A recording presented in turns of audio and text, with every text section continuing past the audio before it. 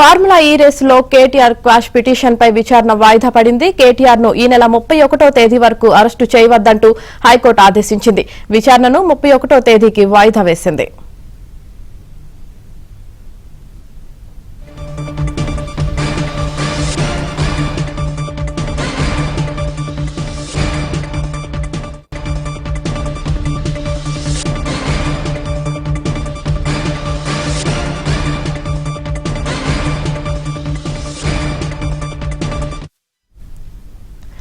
Formula ఈ రేసులో KTR quash petition పై విచారణ వాయిదా పడింది. కేటీఆర్ ను ఈ నెల 31వ తేదీ వరకు అరెస్టు చేయొద్దంటూ హైకోర్టు ఆదేశించింది.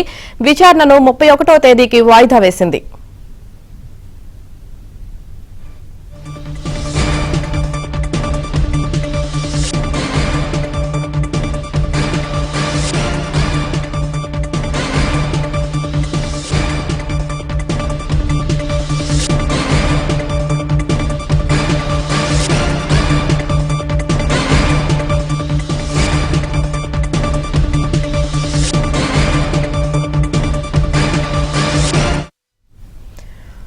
ఫార్ములా ఈ రేసులో కేటీఆర్ క్వాష్ పిటిషన్ పై విచారణ వాయిదా పడింది. కేటీఆర్ ను ఈ నెల 31వ తేదీ వరకు అరెస్టు చేయొద్దు అంటూ హైకోర్టు ఆదేశించింది. విచారణను 31వ తేదీకి వాయిదా వేసింది.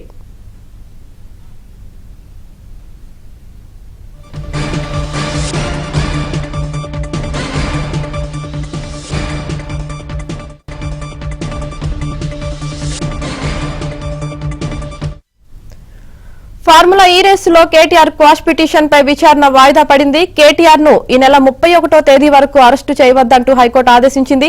ఇక దీనికి సంబంధించి పూర్తి సమాచారం మా క్రైమ్ కరెస్పాండెంట్ ప్రవీణ్ లైవ్ లో అందిస్తారు. ప్రవీణ్,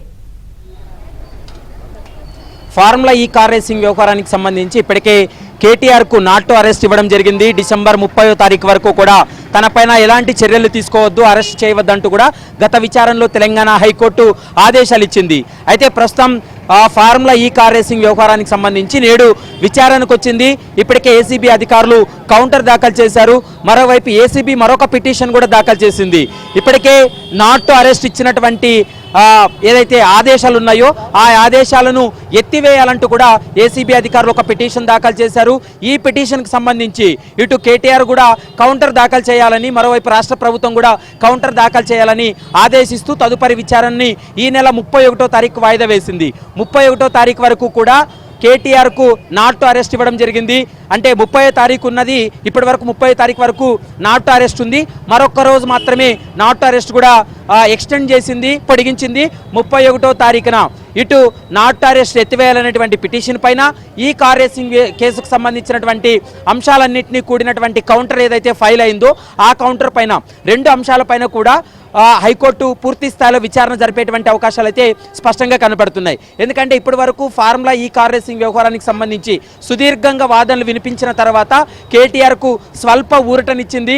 ప్రస్తుతం ఆ స్వల్ప ఊరటను కూడా ఎత్తివేయాలి, ఈ కేసులో కేటీఆర్ను పూర్తి స్థాయిలో విచారణ జరపాలి, ఈ దశలో తనకు బెయిల్ మంజూరు చేసినా లేకుంటే రిలీఫ్ ఇచ్చినా నాట్ టు అరెస్ట్ ఇచ్చినా ఇన్వెస్టిగేషన్కి ఇబ్బందికరమైనటువంటి వాతావరణం ఉంటుంది. కాబట్టి అలా కాకుండా నాట్ టు అరెస్ట్ను ఎత్తివేయాలనేటువంటి అంశాన్ని మరొక పిటిషన్ రూపంలో న్యాయస్థానంలో ఏసీబీ అధికారులు కూడా దాఖలు చేశారు. ప్రస్తుతం ఆ పిటిషన్కి సంబంధించి ప్రతివాదిగా కేటీఆర్ను కూడా చేర్చడం జరిగింది. కేటీఆర్ ప్రస్తుతం కౌంటర్ దాఖలు చేయాల్సి ఉంటుంది. ఇటు రాష్ట్ర ప్రభుత్వం వేసినటువంటి కౌంటర్ పైన మెయిన్ కేసు ఏదైతే ఉందో ఆ కేసు పైన వాదనలు కొనసాగుతాయి. ఇక నాట్ టు అరెస్ట్ అంశానికి సంబంధించి వేసినటువంటి పిటిషన్ పైన కేటీఆర్ కౌంటర్ దాఖలు చేసిన తర్వాత ఆ అంశానికి సంబంధించి కూడా వాదనలు కొనసాగేటువంటి అవకాశం అయితే కనపడుతుంది. ఈ రెండు అంశాలపైన 31వ తారీఖున తెలంగాణ హైకోర్టు ఇరు వాదనలు విన్న తర్వాత కోర్టు ఎలాంటి నిర్ణయం తీసుకోబోతుందనేది మాత్రం 31st రోజు ఒక క్లారిటీ వచ్చేటువంటి అవకాశం అయితే కనపడుతుంది. ప్రస్తుతానికైతే మాత్రం కేటీఆర్ 31వ తారీఖు వరకు కూడా మధ్యంతర బెయిలు లేదా నాట్ టు అరెస్ట్ మీదే ఉండేటువంటి అవకాశాలు అయితే స్పష్టంగా కనపడుతుంది. Right, thank you Praveen.